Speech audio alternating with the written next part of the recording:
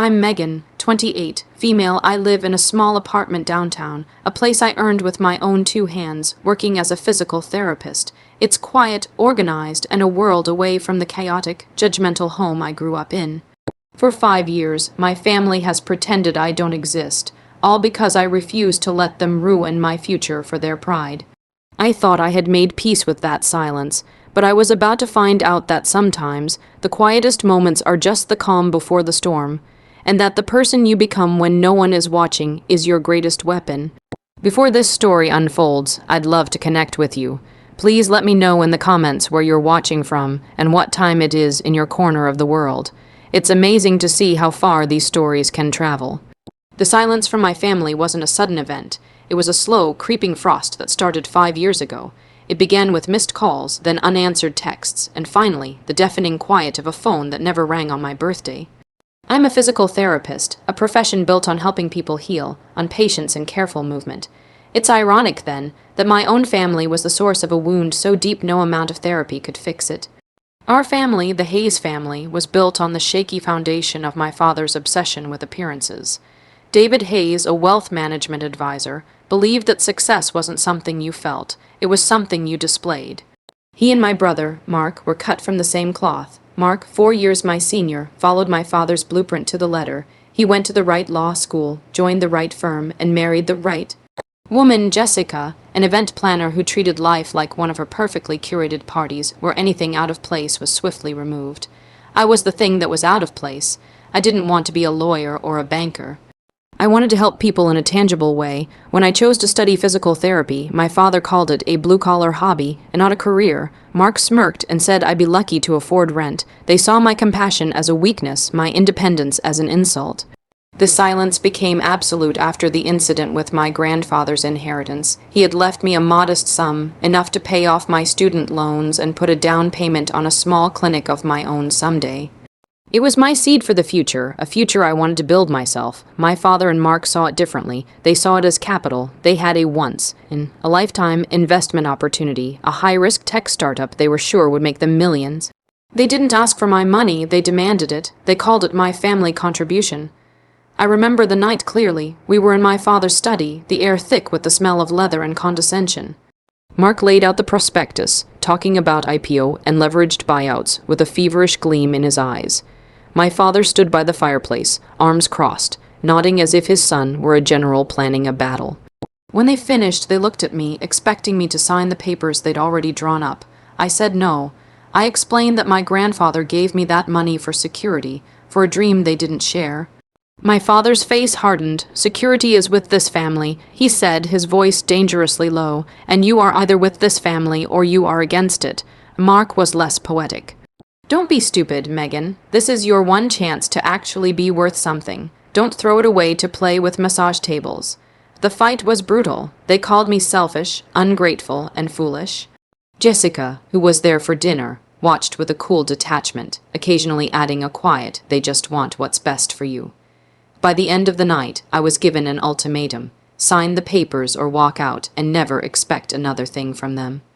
I walked out. The silence started that night. In the following weeks, my number was blocked. My presence at family gatherings became non-existent, and friends of the family began to look through me as if I were a ghost. They had successfully erased me. It hurt more than I can describe, but with every passing day, the pain was slowly replaced by a quiet, steely resolve. I would build my life my way, and I would do it without them. The investment my father and brother were so sure of was a company called Innovatech Dynamics. It was supposed to revolutionize data storage. Mark had met the founder at a country club, been dazzled by a flashy presentation, and convinced my father that this was their ticket to the next level of wealth, the kind that got your name on buildings. They poured everything they could into it, not just their own money, but they leveraged assets and convinced other family friends to invest. Their entire social and financial standing was staked on this single bet.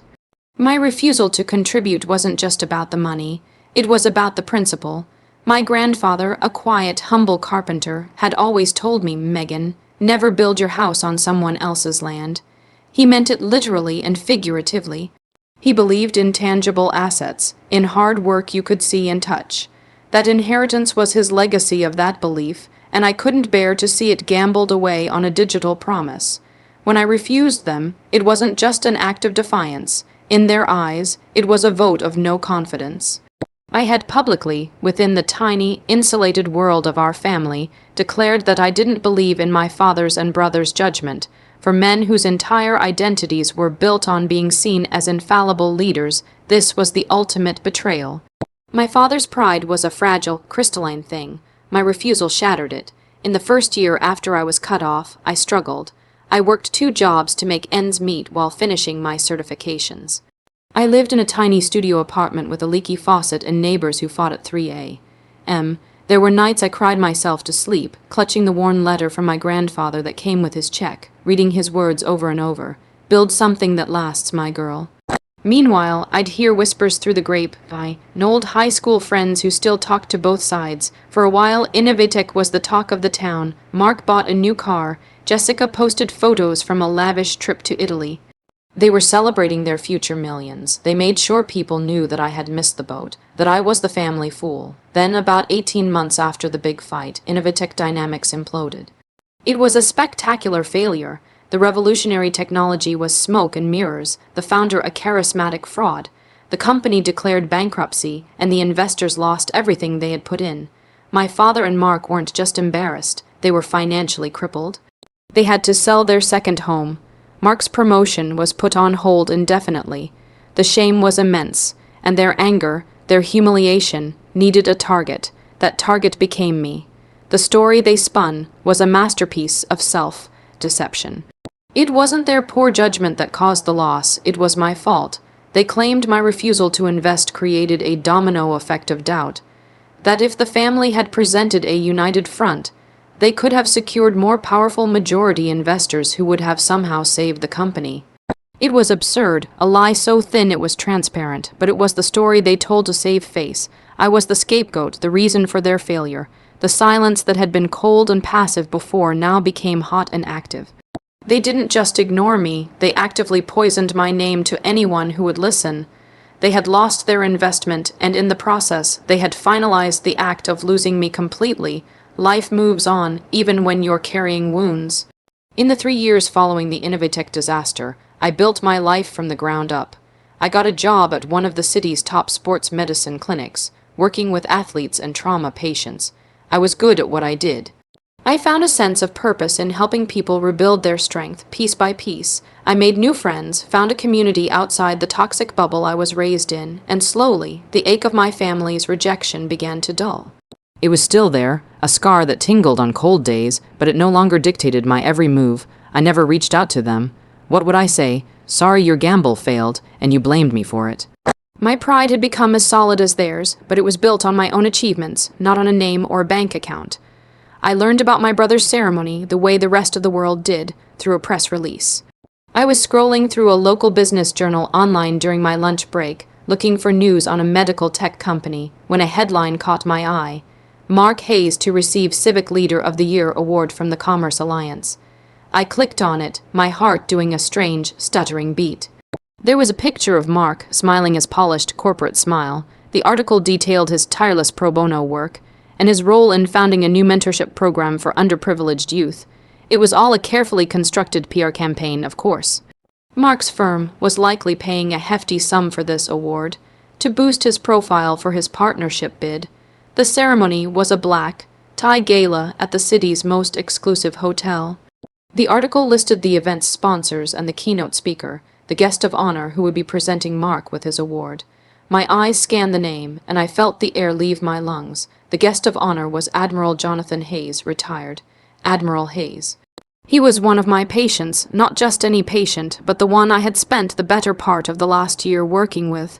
A living legend in military circles, he was a man of immense integrity and quiet strength.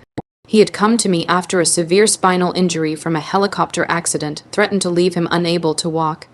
He was stubborn, proud, and in immense pain, but we had formed an unlikely bond over months of grueling rehabilitation. I pushed him, he challenged me, and together we had achieved what his surgeons had called a miracle. He was walking again, with the assistance of a cane, but with his dignity and spirit fully intact. The irony was staggering. My brother, who had cast me out and belittled my profession, was about to be celebrated on a stage, and the man presenting his award was someone who respected me more than my own family ever had. The man whose recovery was a testament to the very skills Mark had mocked. I read the article again, a bitter taste in my mouth. It was an invitation to the entire city, but not to me. I knew with absolute certainty that my name would not be on any guest list. Mark and my father would be there, basking in the glow of feigned prestige, completely unaware that their ghost of a sister, the family failure, had a connection to their guest of honor that they could only dream of. The silence they had imposed on me for 5 years suddenly felt very fragile, very thin, and for the first time I felt the urge to break it. Admiral Jonathan Hayes was not an easy man to know, but he was an easy man to respect. At 65, he carried the weight of a 40-year naval career with an unyielding posture, even when his body was failing him. When he first arrived at the clinic in a wheelchair, his frustration was a palpable force in the room. He was a man used to commanding fleets, not to being told how to lift his own leg an inch off a mat. Our first sessions were tense. He was dismissive of my age and my methods. "I've had medics in war zones patch me up, young lady," he'd grumbled. "I think I know a thing or two about pain. I met his skepticism with quiet competence. I didn't coddle him. I didn't flatter him. I treated him like any other patient, with a clear, achievable plan." I explained the science behind each exercise, the way we were rebuilding neural pathways, convincing his muscles to listen to his brain again. Slowly, painstakingly, he began to see results. The first time he stood on his own for 10 seconds, his eyes, a startlingly clear blue, met mine, and I saw a flicker of something new, trust. Over the next year, our sessions became more than just therapy. He would talk about his life, his late wife, his regrets, and his pride in his service. I, in turn, found myself opening up to him in a way I hadn't with anyone else. I told him about my family, not in a deluge of self-pity, but in family, not in a deluge of self-pity, but in simple, factual terms. I told him why I chose my career, my belief in tangible healing, in building things that last. He listened, his gaze steady. In the Navy, we have a saying. He told me one day as he took a difficult step between the parallel bars. "You judge a sailor by their actions on the sea, not by the rumors you hear in port." He paused, leaning heavily on the bars. "Your family, Megan, their port, talkers, you're a sailor." That was the day he became more than a patient. He became a mentor, a surrogate father figure who offered the validation my own father had always withheld. He never called me kid or young lady again. He called me Megan. After I read the article about Mark's award, I went to work the next day with a knot in my stomach. The Admiral had his weekly session that afternoon. He arrived, as always, 10 minutes early. Today, he was walking with just his cane, his stride more confident than ever. "Good news," he announced, his voice booming slightly in the quiet clinic. "The doctors have officially cleared me for public engagements. This old warship is seaworthy again, thanks to you." I smiled, helping him with his coat. "That's wonderful, Admiral, you earned it. Speaking of which," he said, settling onto the therapy bench, "I have a dreadful gala to attend this weekend. Some corporate patting event. Civic Leader of the Year, they're calling it. I have to give a speech and hand a plaque to some young lawyer." My heart hammered against my ribs. I kept my voice even. "Oh, anyone I would know. Doubtful," he said with a wave of his hand. "Fellow by the name of Mark Hayes. Apparently, he's done some good work for the city. Do you know him?" The question hung in the air. This was my moment. I could lie, I could deflect, I could let the opportunity pass and remain a ghost. But the Admiral had taught me about facing challenges head on. I took a breath. "Yes, I do, Admiral. Mark Hayes is my brother." He stopped his warm-up stretches, his head snapping up. He looked at me, his blue eyes searching my face, connecting the dots. The shared last name, the story of my family, the reason I never spoke of them. A look of profound understanding washed over his features, followed by a thunderous frown. "Your brother," he repeated slowly, the words heavy with disbelief, "and is he the reason you stare at the wall sometimes when you think no one is looking?" I just nodded, unable to speak past the lump in my throat. He was quiet for a long moment, his jaw tight. "Well," he finally said, his voice a low rumble, "this just became a far more interesting evening." The Admiral didn't press me for details, but a silent understanding had formed between us. He knew the broad strokes of my family's betrayal, and now he had a name and a face to attach to it. He completed his therapy session with a grim, focused intensity, every movement precise and powerful. As I was walking him out, he stopped at the clinic's reception desk and turned to me. "Megan," he said, his tone leaving no room for argument, "this gala, I find these events insufferably dull. I require a buffer, an aide-de-camp if you will. I was permitted to bring a guest." My breath caught. I knew what he was asking, but it seemed too audacious, too terrifying, to walk into that room, to face them all after 5 years of exile. I wasn't sure I could do it. He must have seen the hesitation in my eyes. "This is not a request for you to confront them," he said softly, his voice losing its command tone and becoming something gentler. "It is an invitation for you to accompany me. You will be my guest. You will sit at my table. You will not have to say a single word to them if you do not wish it. You will simply be there." He paused, his gaze unwavering. "They chose to build a wall. There is no shame in letting them see you are living your life on the other side of it, and that you are doing just fine." His words hit me with the force of a tidal wave. He was right. This wasn't about seeking their approval or forgiveness. It was about closing a chapter on my own terms. It was about standing in the same room, breathing the same air, and knowing that I was no longer the broken girl who walked out of their house 5 years ago. I was a woman who had built a life, a career, and a sense of self, worth that they couldn't touch. "I'd be honored, Admiral," I said, my voice clearer and stronger than I expected. A slow smile spread across his face. "Excellent. The car will pick you up at 7, and Megan," he added, his eyes twinkling, "dress for victory." The next 2 days were a blur of anxiety and adrenaline. I bought a dress, an elegant midnight blue gown that was simple but perfectly cut.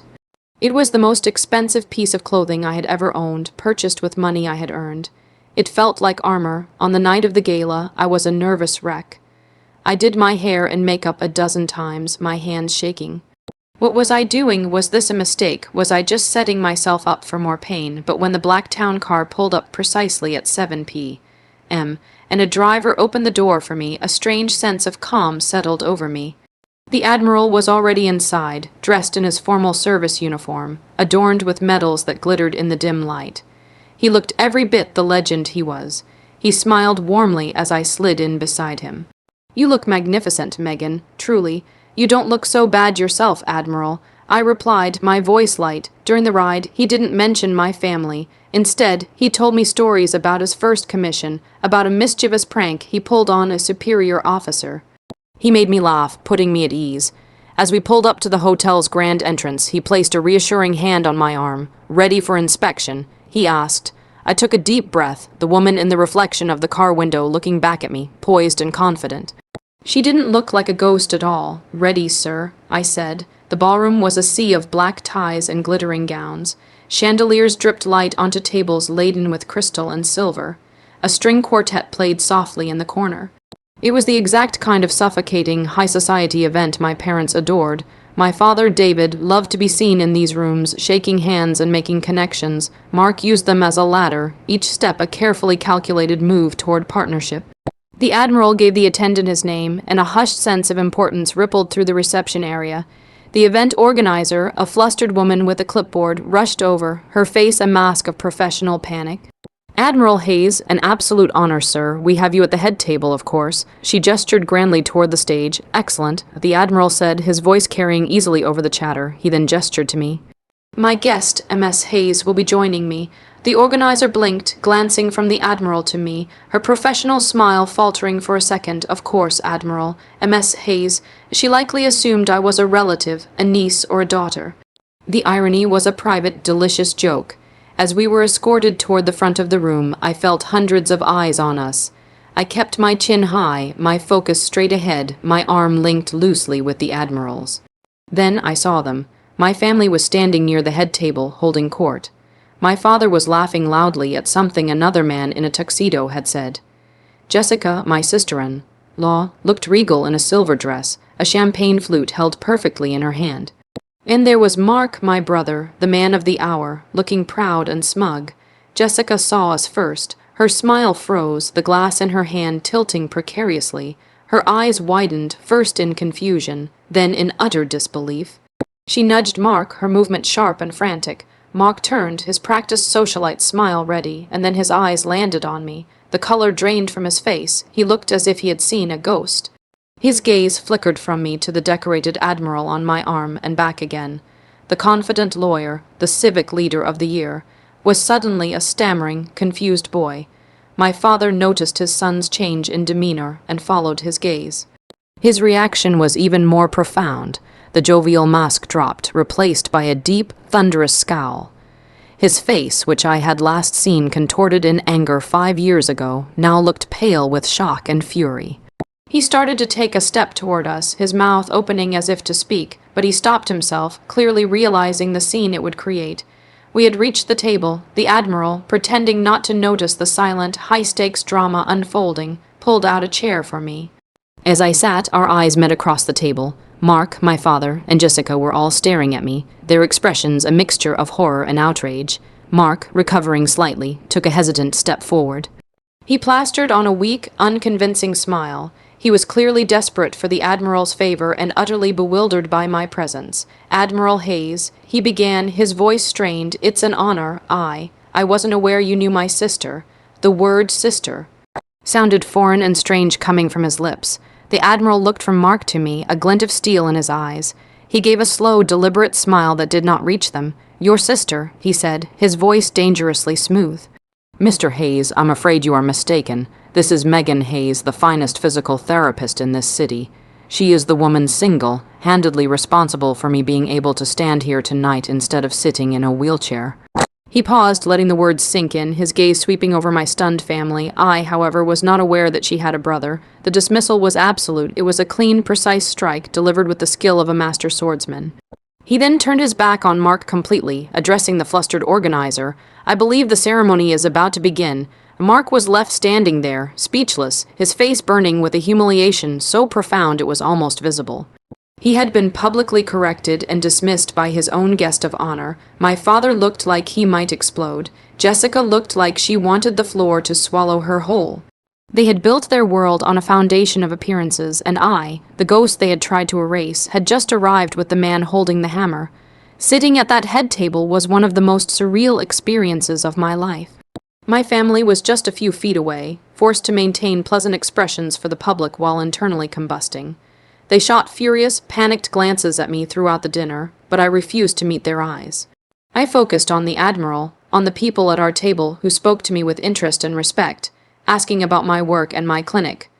For the first time, I was seen not as David Hayes' disappointing daughter or Mark Hayes' failed sister, but as Megan Hayes, a professional, a person of value. When it was time for the presentation, the Admiral took the stage. He spoke about leadership, integrity, and the true meaning of service.